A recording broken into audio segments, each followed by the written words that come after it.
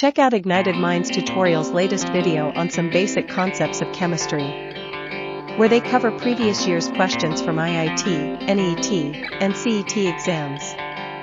This video is a valuable resource for anyone preparing for these competitive exams and seeking to strengthen their understanding of fundamental concepts in chemistry. In the video, the experts at Ignited Minds Tutorials provide detailed explanations and insights into key topics such as atomic structure, chemical bonding, states of matter, and more. By going through the PYQs, previous year's questions, viewers can gain a better understanding of the types of questions that are commonly asked in these exams and learn how to approach them effectively. This resource is particularly useful for students looking to test their knowledge and improve their problem-solving skills in chemistry by familiarizing themselves with the patterns and concepts of previous years' questions. Students can gain confidence and enhance their preparation strategies for the upcoming exams. Whether you are preparing for IIT, NET, CET, or any other competitive exam, this video on some basic concepts of chemistry is a must-watch for all aspiring students. Ignited Minds Tutorial's commitment to providing high-quality educational content makes this video a valuable tool for exam preparation.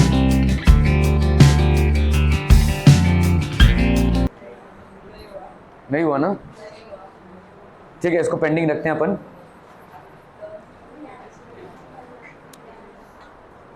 Chemistry चालू कर दें, कोई दिक्कत नहीं भाई साहब.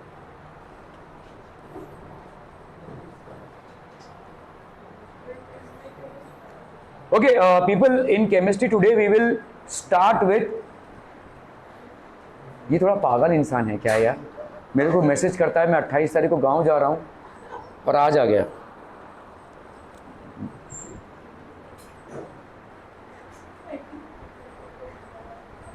एक तो मैसेज करता है 28 मार्च को मैं गांव जा रहा हूँ और 8 मार्च को आऊँगा. मैंने बोला भाई साहब मार्च गया. हाँ sir, April sorry. Okay people, will start with mole concept and molar mass. काफ़ी आपका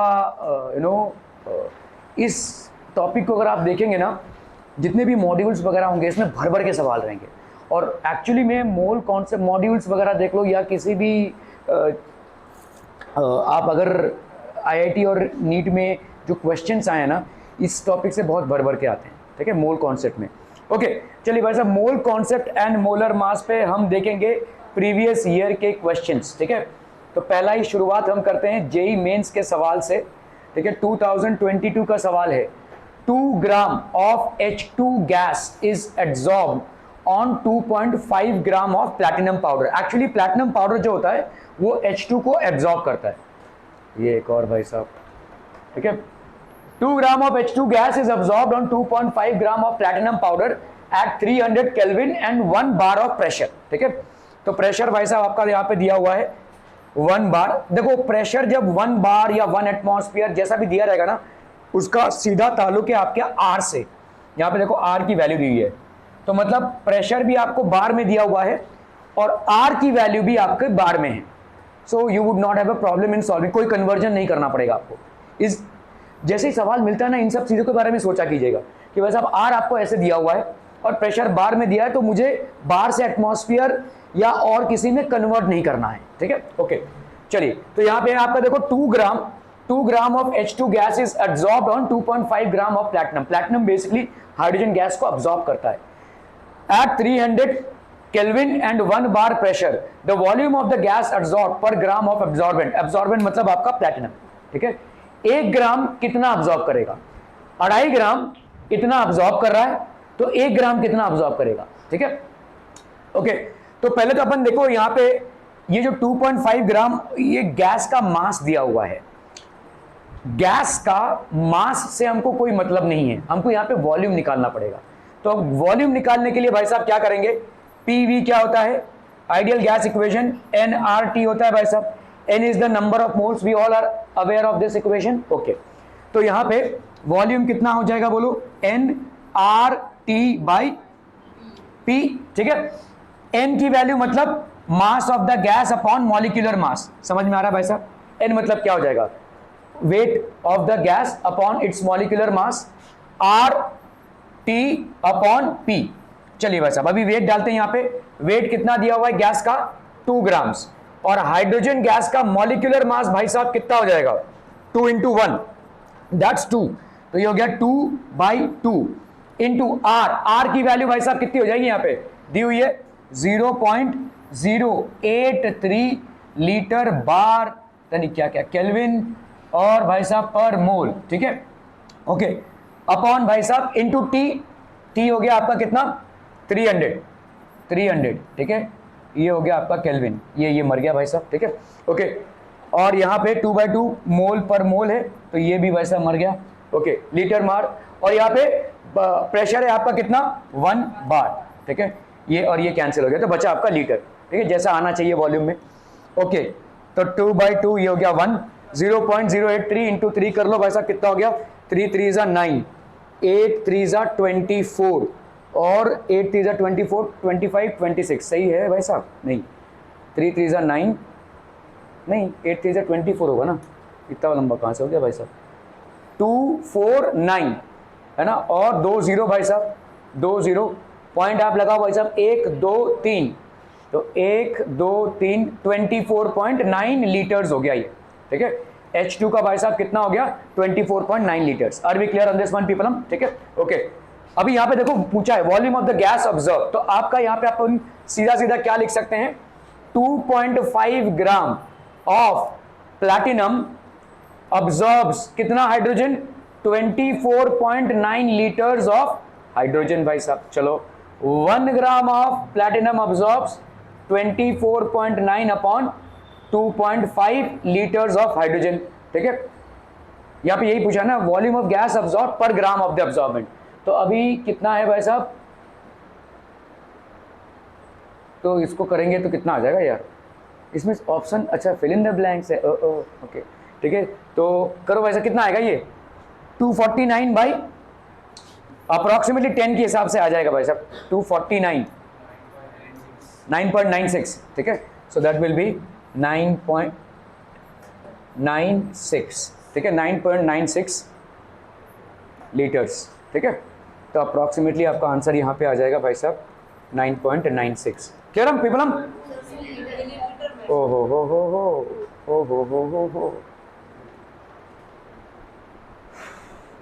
तो 9.96 आपका लीटर्स में आया ना, तो उसको इंटू 10⁻³ कर दो भाई साहब, ठीक है, इंटू 10⁻³, क्लियर है 9.96 इंटू 10⁻³, क्लियर हम बाबू, बहुत हंसी आ रही, क्या हो गया बेटा, नहीं कुछ नहीं ओके,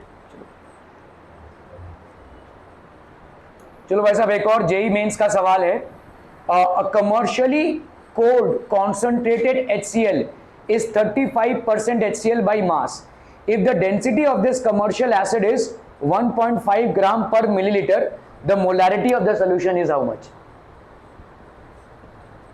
Okay, तो पहली बात तो भाई साहब जो चीज तुम जानते हो उसको पहले लिख डालो, मोलारिटी मालूम है, मोलारिटी क्या हो जाएगी भाई साहब, what is molarity, molarity is equal to number of moles, ठीक है, हाँ number of moles of solute, good, तो सॉल्यूट को हम जनरली ए से रिप्रेजेंट करते हैं और सॉल्वेंट को जनरली बी से रिप्रेजेंट करते हैं, ठीक है, तो क्या मैं ऐसा लिख सकता हूं number of moles of solute Na, ठीक है, अपॉन भाई साहब volume of solution, volume of solution है ये, सॉल्यूशन इन लीटर्स, अगर आप यहाँ पे मिलीलीटर है ना तो ऊपर क्या करोगे भाई साहब 1000 से मल्टीप्लाई कर दोगे, ठीक है, वॉल्यूम ऑफ सॉल्यूशन, और क्या हो जाएगा बोलो number of moles upon volume of solution, ये मोलारिटी होगी आपकी, है ना, दो बार इंटू कर दिया भाई साहब, नंबर ऑफ मोल्स ये होती है आपकी मोलारिटी जब आप मिलीलीटर में लेते हो, जब आप भाई साहब सॉल्यूशन को मिलीलीटर में ले रहे हो, ओके ओके, चलिए भाई साहब यहाँ पे आते हैं, number of moles of solute क्या हो जाएगा WA/m molecular mass of A, ठीक है, into volume of solution.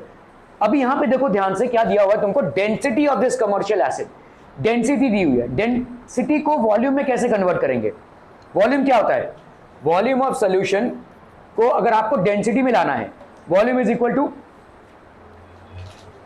Mass upon density, ठीक है, mass upon density of solution, तो ये हो गया आपका डेंसिटी ऑफ सॉल्यूशन, ये मास ऑफ सॉल्यूशन है, ठीक है, मास ऑफ सॉल्यूशन है, ठीक है ओके।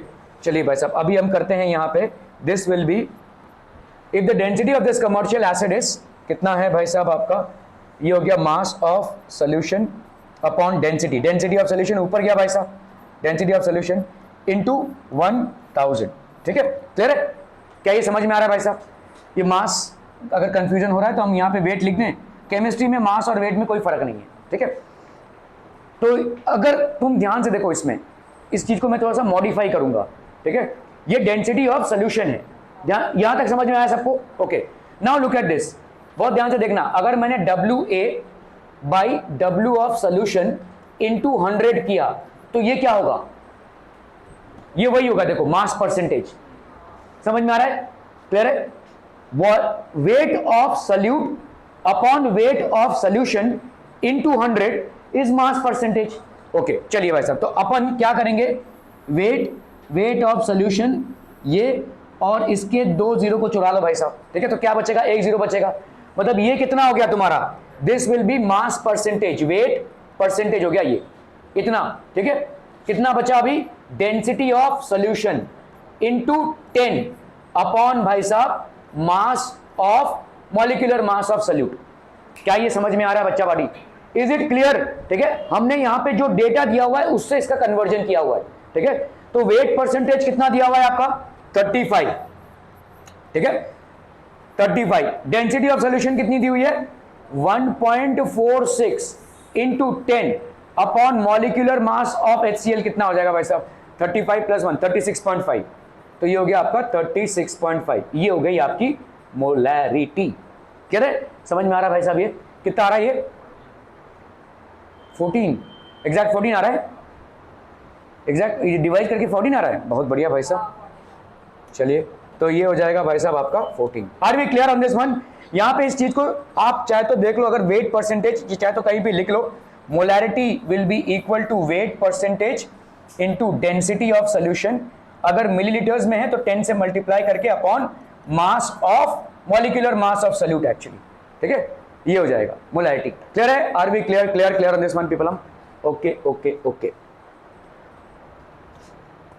चलिए भाई साहब, जेई मेंस का सवाल, 2 elements A and B which form 0.1 moles 15 moles of A2B and AB3 type compounds.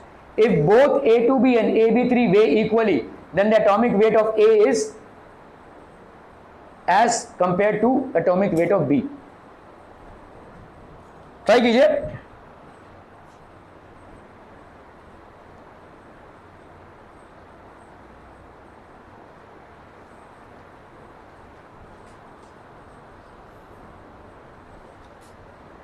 देखो, ए का एटॉमिक मास मान लो, late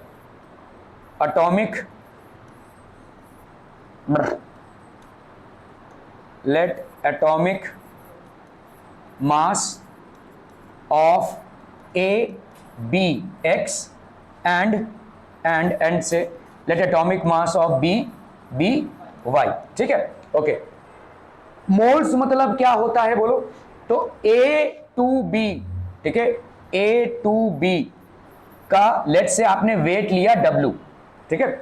late weight of A2B भी W।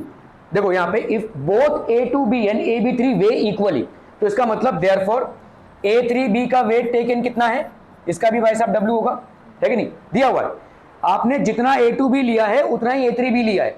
If both A2B and AB3 weigh equally, तो A2B अगर W है तो A3B भी आपका कितना हो जाएगा, AB3 है, sorry AB3, I am so sorry, AB3, इसका वेट भी कितना हो जाएगा, W। क्लियर है? Okay, now 0.15 moles of A2B and AB3 type compounds, if both A2B and AB3 weigh equally, then the atomic weight of A is, okay, अभी हम यहाँ पे क्या देखेंगे भाई साहब, वेट, तो अभी आपका भाई साहब हो जाएगा 0.15, 2 elements A and B which form this and H compounds, if both A2B and AB, then the atomic weight of A, तो 0.15 मोल मतलब कितना हो जाएगा भाई साहब, ये 0.15 मोल W, मोल्स मतलब क्या होता है, वेट अपॉन एटॉमिक वेट, तो W अपॉन A2B का एटॉमिक वेट ऑफ A2B कितना हो जाएगा बोलो, 2 इंटू एक्स प्लस वाई, समझ में आता? ठीक है, मोल्स मतलब क्या होता है, वेट अपॉन एटॉमिक वेट। तो ए टू बी के लिए बता रहे हैं, ए टू बी के लिए क्या हो जाएगा 0.15 will be equal to weight upon atomic weight, so that will be how much. इसको अगर हमने इधर ले लिया 2x प्लस वाई को अगर हमने इधर लिया तो इधर कितना हो जाएगा बोलो, w अपॉन 0.15 हो जाएगा, इसको इधर लिया, ठीक है। अभी हम आते हैं AB3 पे, AB3 पे इसका भी वही है, देखो two elements which form this much of moles, ठीक है। तो इसका भी भाई साहब मोल्स कितना है 0.15 और इसका भी वेट आपने देखा कितना लिया हुआ है W। एटॉमिक वेट अलग रहेगा भाई साहब, यहां पे क्या होगा x प्लस 3 इंटू वाई, समझ में आ रहा है ये, इसको इधर ले लो x plus 3y is equal to W upon 0.15। Am I making sense people, ठीक है।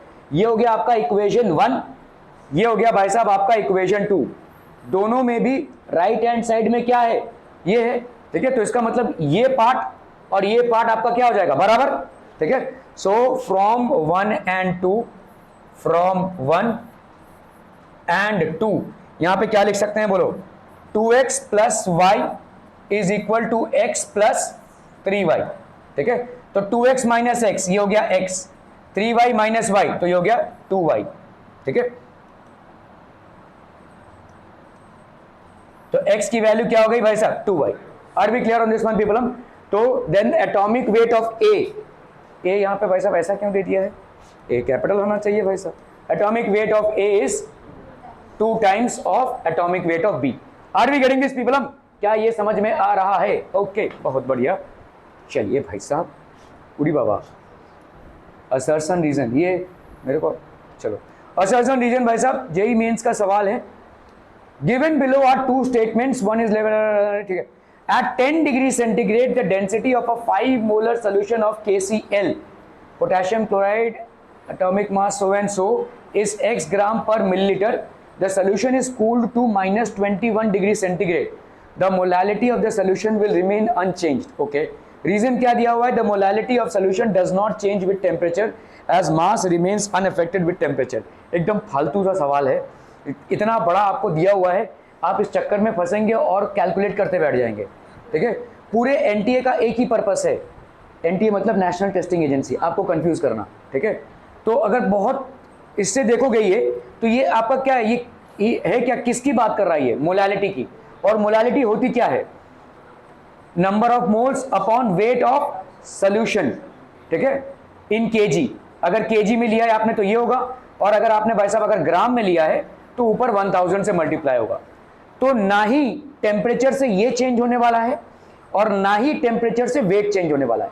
टेम्परेचर का मास पे कोई असर नहीं होता है, नंबर ऑफ मोल्स पे भी कोई असर नहीं होता है। तो बट ऑब्वियस सी बात है भाई साहब, आप एक टेम्परेचर पे थे 10 डिग्री पे, आप आए माइनस, क्या मोलालिटी चेंज होगी? हम यहाँ पे मोलालिटी की बात कर रहे हैं। Is molality going to change? No, ठीक है, it's not going to change. और क्या चेंज नहीं होगा? वेट बाय वेट परसेंटेज, ठीक है, W बाय W जो परसेंटेज होता है वो भी चेंज नहीं होगा। जहां पे भी आपका ताल्लुक वॉल्यूम से आएगा वो चेंज होगा, क्योंकि volume gets impacted with temperature, ठीक है। ओके, तो यहां पे तो ये चेंज नहीं होगा। और रीजन भी आपका सही है, देखो molality of a solution does not change with temperature as mass remains unaffected with temperature. So यहाँ पे हम in the light of the above statement, तो आपका क्या हो जाएगा, असर्शन भी ट्रू है, रीजन भी ट्रू है, and reason is the correct explanation of assertion. Are we clear? ठीक है।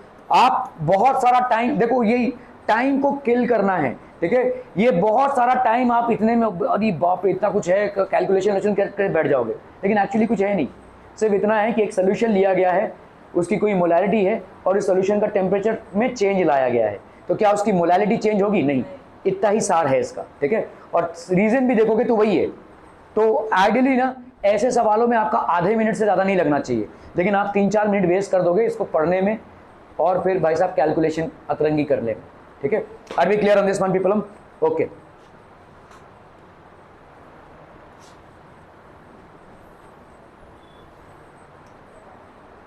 जितने भी आपके कॉम्पिटिटिव लेवल के एग्जाम्स होते हैं ना, वो नॉलेज से कम स्मार्टनेस से ज़्यादा क्रैक होते हैं, ठीक है।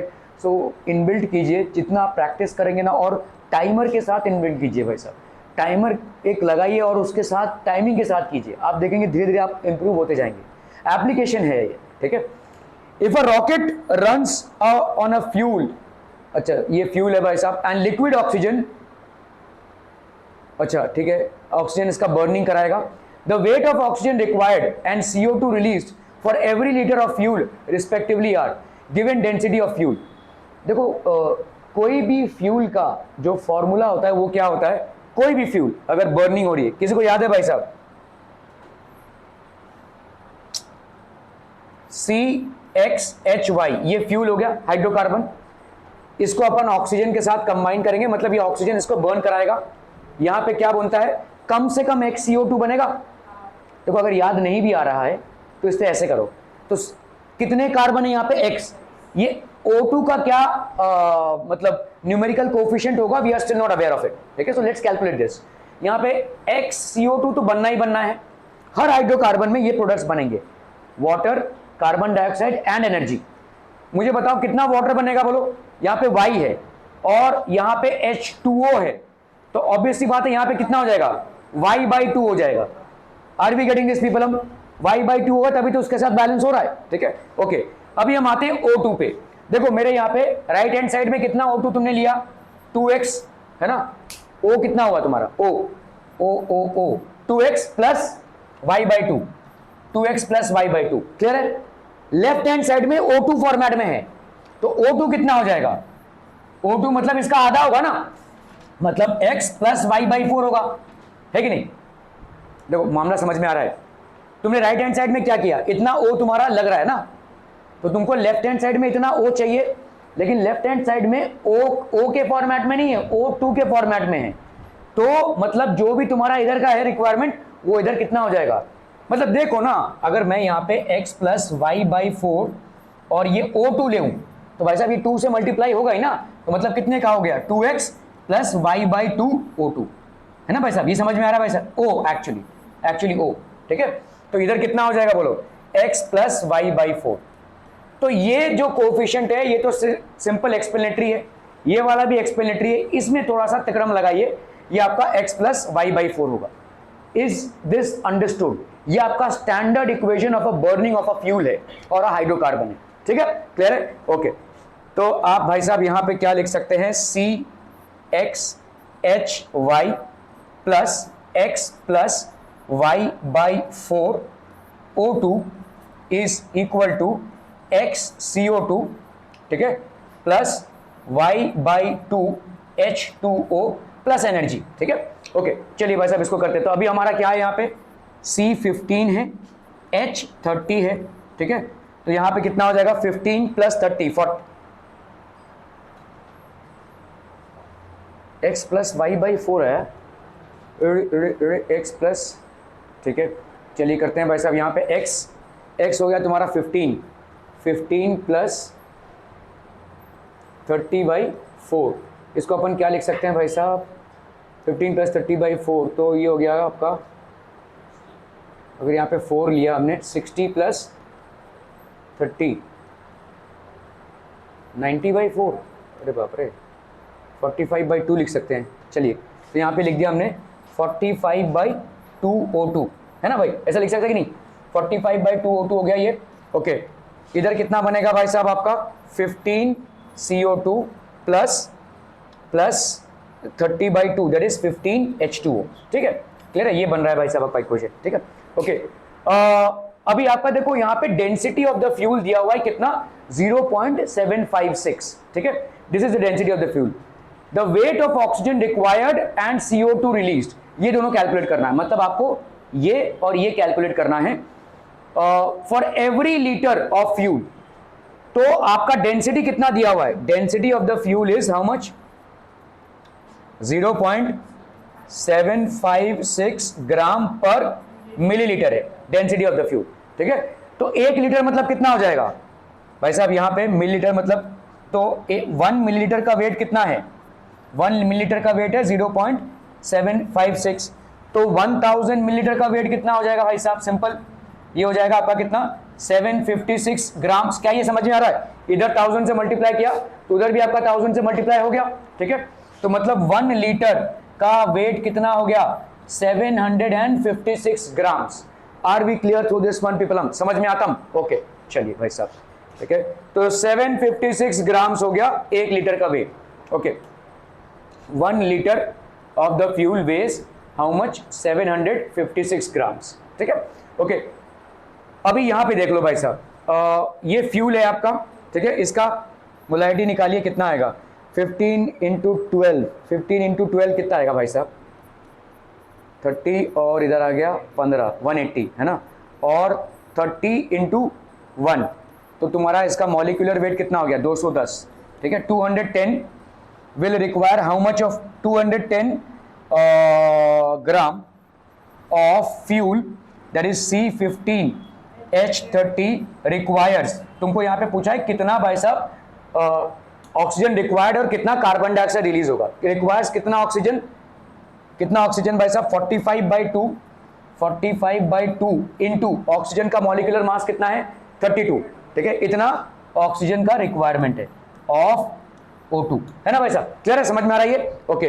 तो अभी आपसे पूछा है यहाँ पे 756, तो आप पहले यहाँ पे 1 ग्राम का कर लो भाई साहब, 1 ग्राम का कितना हो जाएगा 45 इंटू 32/2 इंटू 210, ठीक है। 756 का कितना हो जाएगा, आपने निकाला यहाँ पे फ्यूल कितना है 756 ग्राम्स, तो इसका कितना हो जाएगा, this will B 45 into 32/2 into 210 into 756, तो ये हो गया 216 जा, ठीक है, और कितना भाई साहब 15 3 15 जा 45, 3 7 जा 21, ये जाएगा ना भाई साहब, चलो ये पॉइंट हो गया यहाँ पे, 7 नहीं जाएगा यार, 7 10 जा 70 जाएगा ना, और 7 8 जा 56, 15 इंटू 1.6 इंटू 108 करो ना भाई साहब, 15 इंटू 16 30 9 कितना आ रहा है, एक ही है भाई साहब, तो दूसरा निकालने की जरूरत नहीं, सीधा टिक कर दो इस पर, ठीक है, 2592, खैर यहाँ पे सीधा इस पर टिक कर सकते हो, लेकिन अगर आप उसको वेरीफाई भी करना चाहते हो, देखो यहाँ पे कितना है, अगर हम यहाँ पे देखते हैं 210 gram of fuel, that is C15H30, ये कितना प्रोड्यूस कर रहा है carbon dioxide is 15 CO2, 15 CO2 मतलब 15 इंटू CO2 का वेट कितना हो जाएगा 12 प्लस 32, दैट इज 44, है ना, 44 ग्राम्स, ठीक है।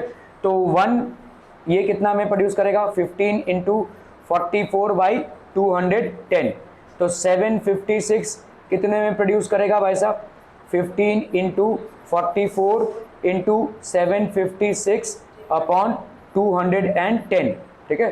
तो यहाँ पे भाई साहब 730 जा और 7 वही कितना था 108, है ना, 7 10 जा 7 जा 56, ये कैंसिल हम यहाँ पे 3 5 जा 4 5 जा 20, 4 5 जा 20 21 22, तो ये हो गया कितना भाई साहब 22.0, तो 22 इंटू 108 कितना आ रहा है भाई साहब ये 2376, एक्चुअली दूसरे वाले की जरूरत नहीं है, but just to verify, clear है, are we clear on this one people, बहुत बढ़िया।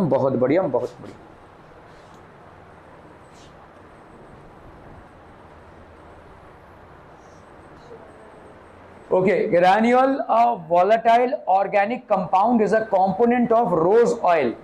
The density of vapor density actually है आपका इतना at 257 and 100 मिलीमीटर, मतलब आपका जब गैसियस स्टेट में है, ठीक है। The molar mass of this is how much?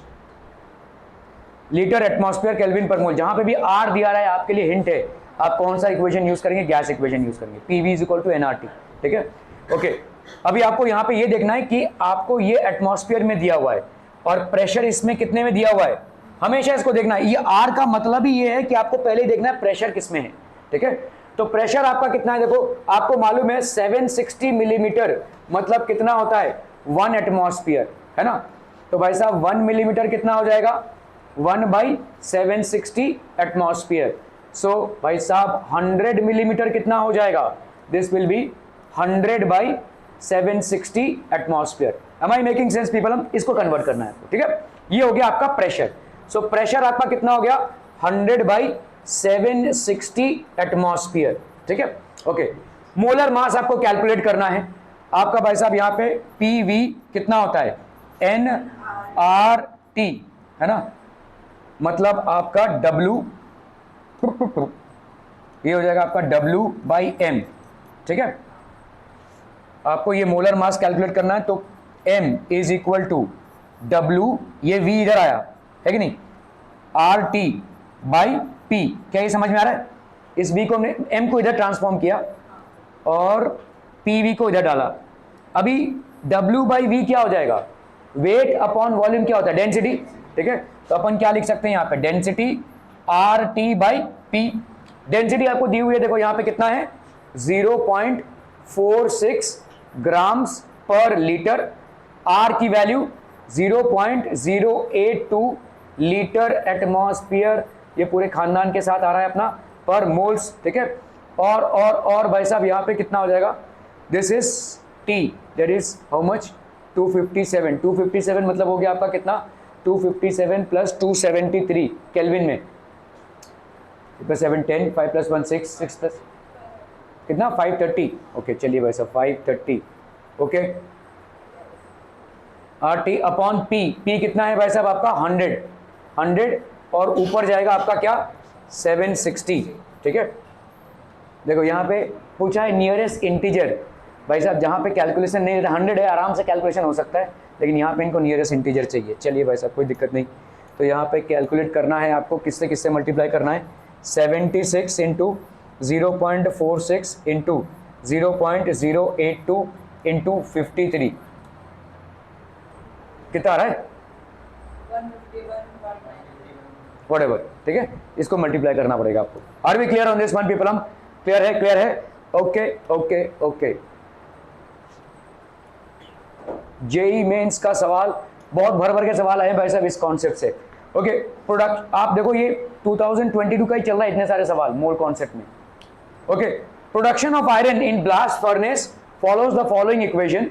आपका यहाँ पे आयरन इस तरह से प्रोड्यूस हो रहा है। ठीक है, ये क्या है? अच्छा, लिक्विड फॉर्मेट में। When this much of Fe3O4 and 2.520 kg of CO are allowed to react, then the amount of iron which is produced in grams है। ठीक है, ओके, जब भी देखो आपका कोई रिएक्शन होता है ना, तो यहाँ पे आपको देखना है कौन सा लिमिटिंग है और कौन सा आपका एक्सेस में है। किसको आप लोगे? आपको हमेशा लिमिटिंग रिएजेंट को लेना पड़ेगा। ठीक है, देखो आप बोलोगे कि भाई साहब इतने ग्राम से इतना Fe प्रोड्यूस होगा, लेकिन तुमको ये भी दिया हुआ है इतने ग्राम से भी तो Fe प्रोड्यूस हो रहा है, तो आपका लिमिटिंग कौन होगा यहाँ पे? That is something that you have to decide. ठीक है, वो होता है आपके मोल्स पे। अभी देखो जैसे यहाँ पे आपको सीधे इक्वेशन में क्या दिख रहा है? Fe3O4S है प्लस 4CO गैस है। ठीक है, यहाँ पे है आपका 3Fe प्लस 4CO2। कंफ्यूजन कहाँ होगा? देखो आपने अगर इसको माना, ठीक है, इसको माना तो ये इतना प्रोड्यूस कर रहा है, मतलब 1 मोल कितना प्रोड्यूस कर रहा है? 3 मोल्स Fe का प्रोड्यूस कर रहा है। 1 मोल ऑफ Fe3O4 का आप मॉलिक्यूलर मास निकालेंगे और फिर आपका आप दिखाएंगे कैसे मोल्स। इसका पहले जो आपको मास दिया हुआ है कितना है? 4640 kg है, मतलब 4640 ग्राम हो जाएगा। ठीक है, चलिए कर लेते हैं। देखो मोल्स ऑफ Fe3O4 ये कितना हो जाएगा? मोल्स ऑफ Fe3O4, इसका वेट इसको ग्राम्स में कन्वर्ट कीजिए, 4640 अपॉन इसका एटॉमिक मास कितना हो जाएगा?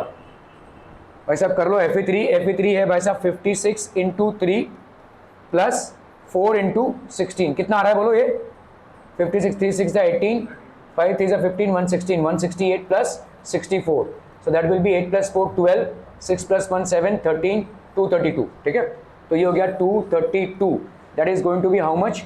ये हो गया आपका 20 मोल्स।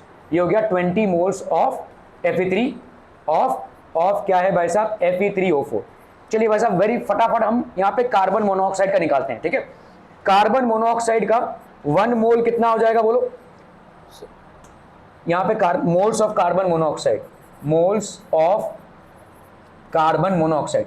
देखो यहाँ पे सवाल के लॉजिक को समझो, आपको यहाँ पे इसको कैलकुलेट करना है, लेकिन इसको कैलकुलेट करने के लिए आप बेस किसको मानेंगे?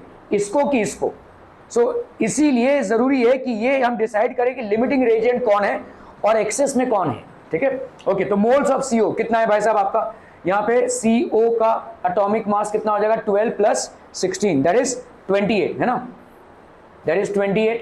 और यहाँ पे आपने कितना लिया हुआ है? किधर गया भाई साहब? 2520। तो अगर ग्राम्स में इसको कन्वर्ट करें तो 2520 हो गया, तो 2520 जा रहा है कैसे? एग्जैक्ट कितना? 90 मोल्स, ठीक है। चलो भाई साहब अभी हम इसमें आते हैं। तो इसका मतलब देखो, इस इक्वेशन को बताकर हम क्या बता सकते हैं, 1 mole of Fe3O4 combines with 4 moles of CO, ठीक है।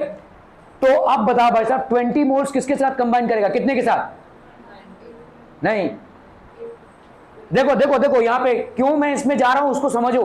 तुम अगर ऐसे कच्चे में कर दोगे ना कि इसको उठा लिया या इसको उठा लिया और इससे हम कैलकुलेट कर लें, मतलब 4 मोल कार्बन मोनोऑक्साइड का 3 मोल आपका आयरन का दे रहा है, but that will be a wrong approach and I will tell you why, ठीक है।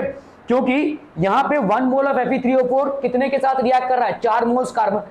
अभी यहां पे तुमने कितना निकाला, Fe3O4 20 मोल का है, तो 20 मोल ऑफ Fe3O4 कितने के साथ रिएक्ट करेगा, 80 20 इंटू 4 80 है ना, 80 मोल्स ऑफ कार्बन मोनोऑक्साइड। मतलब तुमने कार्बन मोनोऑक्साइड 10 मोल्स एक्स्ट्रा लिए हुए हैं जो किसी काम में नहीं आएंगे।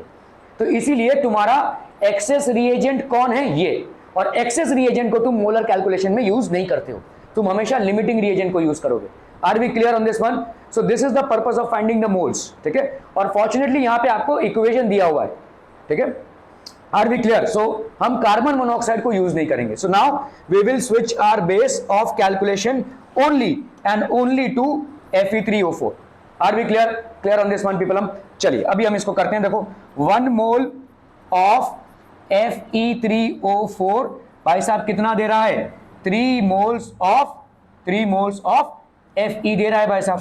तो यहां पे तुमने कितना लिया हुआ है, 20 मोल्स, तो 20 मोल्स ऑफ Fe3O4 ये कितना देगा, 20 into 3 that is 60 moles of Fe, ठीक है, 60 मोल्स ऑफ Fe।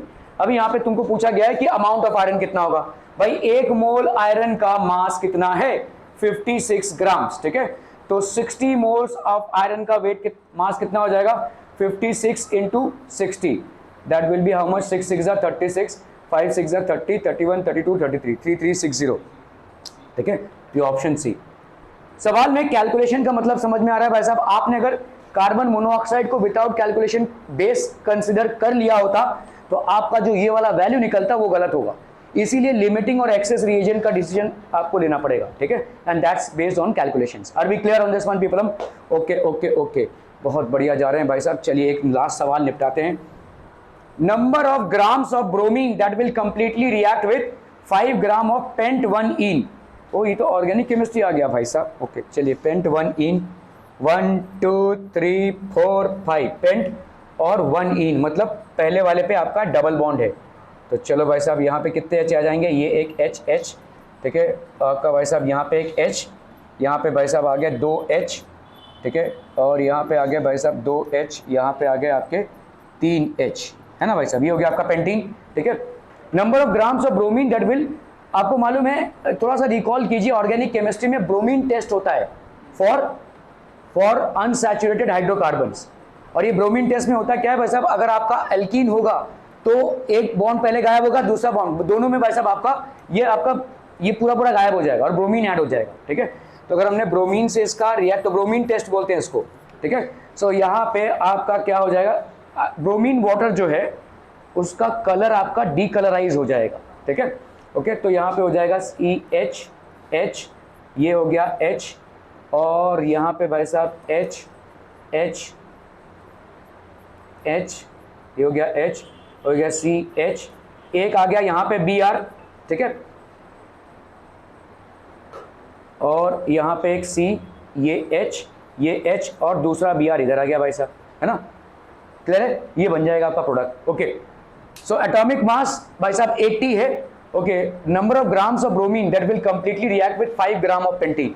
भाई साहब पेंटीन का मॉलिक्यूलर मास कितना हो जाएगा, देखो यहाँ पे हो गया आपका C5H10, एल्कीन है भाई साहब CnH2n, तो यहाँ पे हो गया 12 5 60, 12 5 60 प्लस 10 इंटू 1, तो ये हो गया कितना 70, है ना।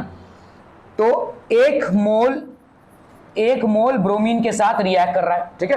तो अपन क्या बोल सकते हैं, 70 grams of pentene is reacting with bromine का एक मोल का मास कितना होगा, 2 इंटू 80 दैट इज 160, है ना, 160 of bromine. Okay, number of grams of bromine that will completely react, तो हम यहाँ पे बोल सकते हैं 70 ग्राम्स ऑफ पेंटीन ठीक है, reacts with 160 grams of bromine, ठीक है। तो भाई साहब 1 ग्राम ऑफ पेंटीन कितने से रिएक्ट करेगा, 160/70, ठीक है, grams of bromine. So that will be how much people, this will B 2.28 grams. तो यहाँ पे -2 क्यों दिया हुआ है, मतलब यहाँ पे सीधा 228 ऐसा लिखेंगे हम, 228 into 10⁻⁻² grams, so that will B 228, ठीक है, 228 हो जाएगा। बोलो। हाँ अरे ये तो गड़बड़ हो गया, 1 ग्राम इसके साथ तो यस दैट मेक सेंस, तो 1 ग्राम का ही निकाला है हमने, यस। 5 ग्राम 5 ग्राम भाई साहब किसके साथ यूज होगा, 2.28 ग्राम्स इंटू 5, है ना, सो दैट विल बी 8 5 ज़ा 40, 8 2 ज़ा 16, 16 + 4 20, नहीं 11 ही आएगा ना, 8 5 ज़ा 40, 8 2 5 2 ज़ा 10 नहीं 14, 11.4 ग्राम्स आ रहा है ना, इतना आ रहा है 11.4, तो 11.4 ग्राम्स आ रहा है, मतलब अगर 10⁻² है तो 1140 into 10⁻² grams, so this will B 1140।